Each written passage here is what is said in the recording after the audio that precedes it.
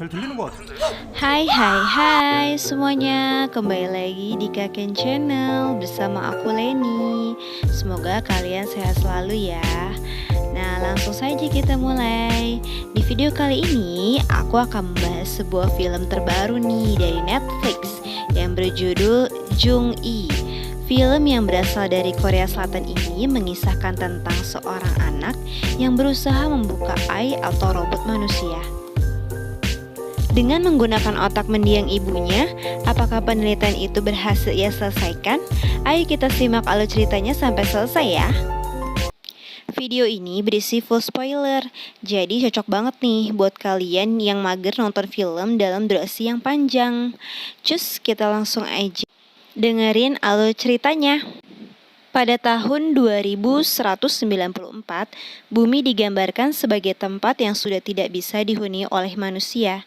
Akibat hal itu, manusia pun terpaksa tinggal di sebuah tempat penampungan yang dibuat di luar angkasa.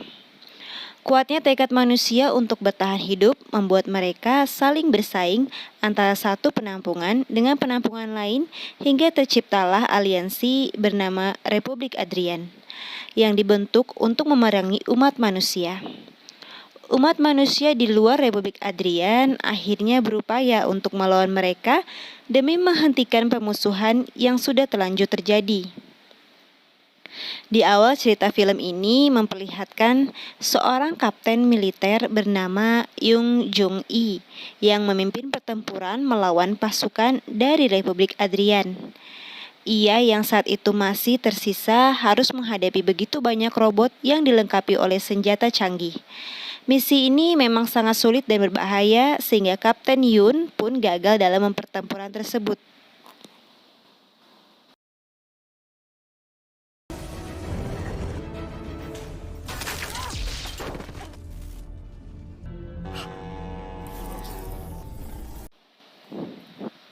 Ternyata apa yang baru saja kita lihat adalah simulasi yang dilakukan oleh robot AI yang berbentuk seperti Kapten Yun. Sudah puluhan tahun Kapten Yun mengalami koma, namun kemampuannya yang luar biasa membuat para peneliti tertarik untuk menggunakan otaknya dan menghidupkannya kembali.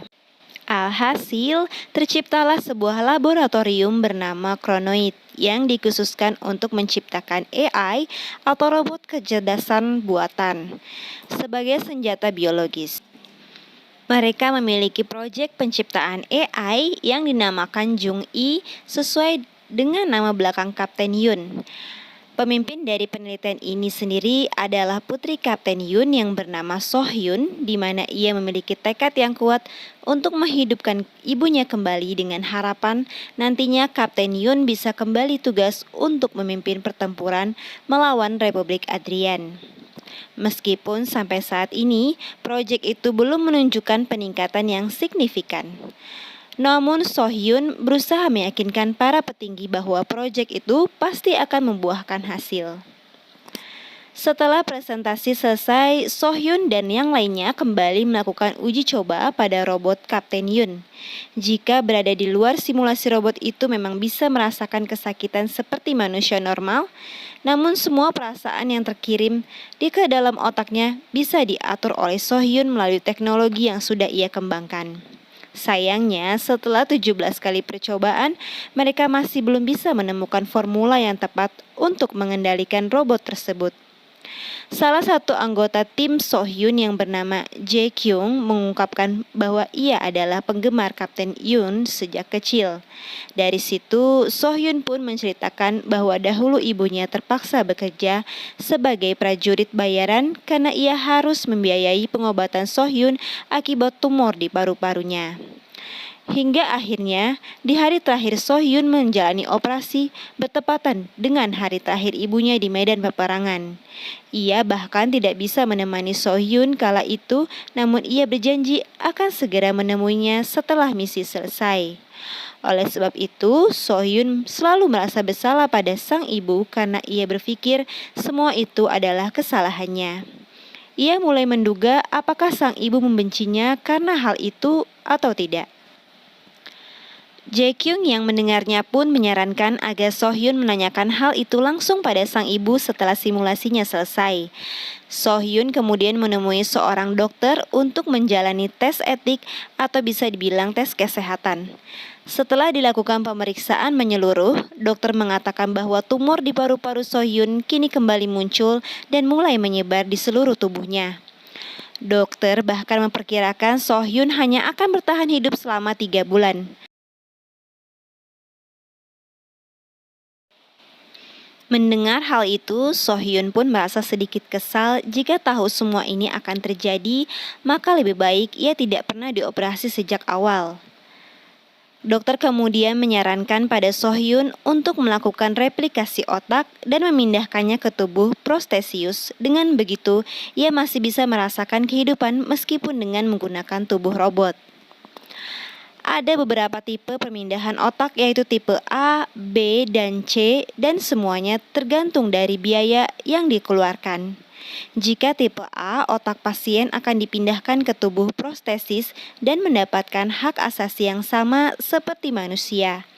Tipe B, otak pasien masih mendapatkan hak asasi manusia namun tidak lengkap, dan yang terakhir adalah tipe C di mana otak pasien akan dipindahkan secara gratis namun perusahaan berhak menciptakan apapun dengan otak tersebut. Ya, hal itu sama seperti yang terjadi pada Kapten Yun. Manusia bebas menggunakan otaknya dalam penelitian atau penciptaan apapun.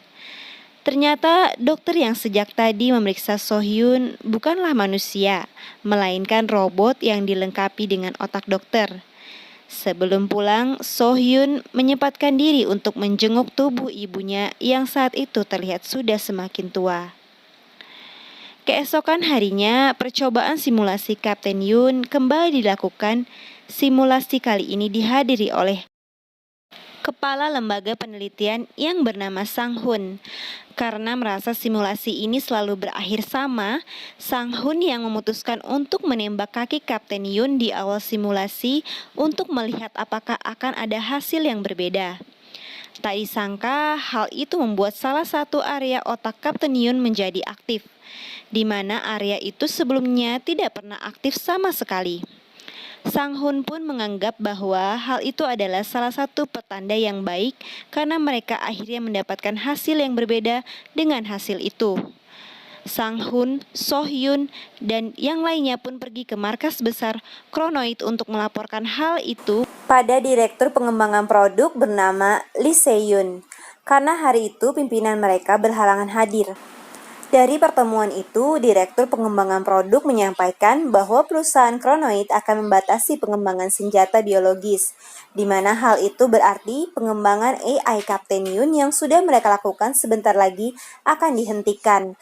Alhasil, Sang-hun dan So-hyun pun menemui pimpinan secara langsung untuk memastikan informasi tersebut. Tak disangka, Sang-hun ternyata adalah salah satu robot AI yang dikembangkan langsung oleh pimpinan dengan menggunakan otaknya sendiri. Itulah mengapa Sang-hun memiliki kecerdasan dan humor sama seperti yang dimiliki oleh pimpinan. Ia dijadikan sebagai tangan kanan yang bisa dikendalikan sesukanya. Setelah itu, pimpinan menyampaikan pada So-hyun bahwa perusahaan mereka akan menghentikan semua pengembangan senjata karena perang akan segera berakhir. Mereka berencana akan mulai menciptakan robot yang bisa mengerjakan pekerjaan rumah. Oleh sebab itu, pimpinan pun meminta So-hyun untuk segera menyelesaikan pengembangan robot Kapten Yun. Kesal karena keputusan itu, Sang-hun pun mulai melakukan segala upaya untuk menyelesaikan pengembangan robot Kapten Yun. Ia bahkan nekat memotong bagian tubuh robot agar Kapten Yun bisa memberikan respon yang berbeda seperti simulasi sebelumnya. Apa yang dilakukan oleh Sang-hun tentu saja membuat So-hyun merasa marah walaupun itu hanyalah tubuh robot. Namun ibunya tetap merasakan rasa sakit yang sama. Untungnya, sebelum Sang-hun bisa melakukan hal-hal yang lebih gila, seorang petugas memanggilnya dan mengatakan bahwa pimpinan ingin segera bertemu So-hyun. Kemudian memeriksa semua data pengembangan Jung-i dan melihat beberapa pemindahan data yang dilakukan oleh Jack Kyung, dan tak disangka pemindahan data itu ia lakukan untuk mengembangkan robot Kapten Yun menjadi robot yang seksi. Hal itulah yang membuat Sohyun semakin marah. Namun Jaehyun mengatakan bahwa itu adalah perintah dari atasannya. Lagi pula, robot tipe C sudah mendapatkan persetujuan untuk dikembangkan menjadi apapun sesuai keinginan perusahaan. Karena hal itu, Sohyun akhirnya segera mengambil tindakan untuk menyelamatkan sang ibu.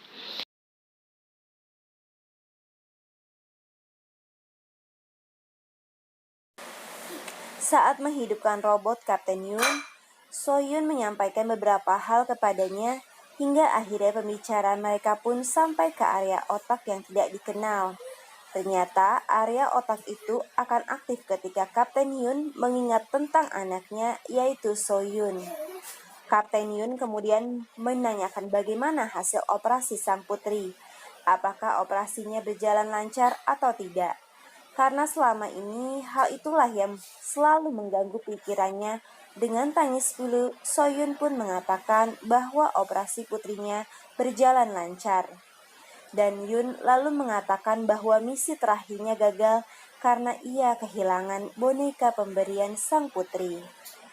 Ia merasa bersalah karena tak bisa menjaga boneka itu dengan baik. Alhasil, tangisan Sohyun pun pecah seketika.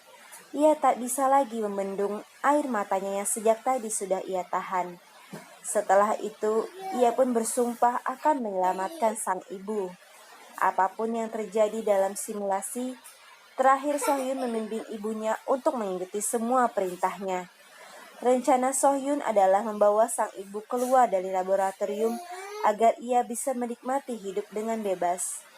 Sang Hun yang melihat hasil simulasi menyadari adanya sesuatu yang aneh. Ia pun memanggil polisi untuk mengepung laboratorium dan menangkap Sohyun serta ibunya. Sesuai rencana, Kapten Yun mengalahkan semua robot penjaga yang berusaha menangkapnya. Hal itulah Sohyun berhasil mengelabui para polisi dengan memindahkan otak sang ibu ke tubuh robot penjaga.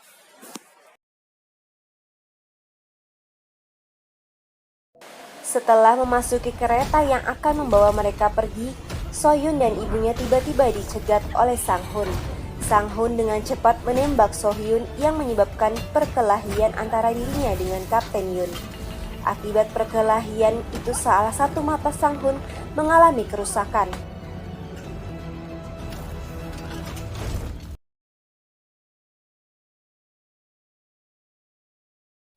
Selain Sang Hun, Kapten Yun juga harus berusaha melindungi putrinya dari serangan polisi.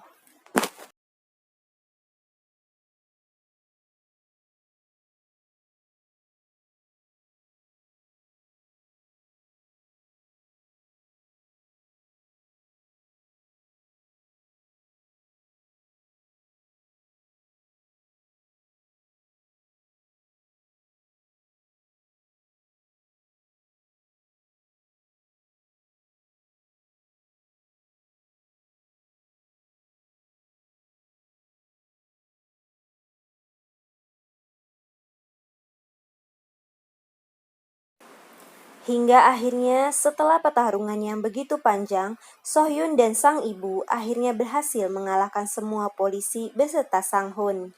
Melihat situasi ini, Sohyun pun meminta ibunya untuk segera pergi. Ia ingin ibunya bisa menikmati hidup dengan bebas, sementara ia sendiri akan tetap di sana untuk menghalangi para polisi. Lagi pula, hidupnya juga tak akan bertahan lama. Jadi, ia tidak masalah jika harus berkorban demi sang ibu. Setelah berpelukan untuk yang terakhir kalinya, mereka pun akhirnya berpisah dan film pun akhirnya selesai. Semoga teman-teman mengerti dengan alur ceritanya. Terima kasih sudah menonton. Bye-bye.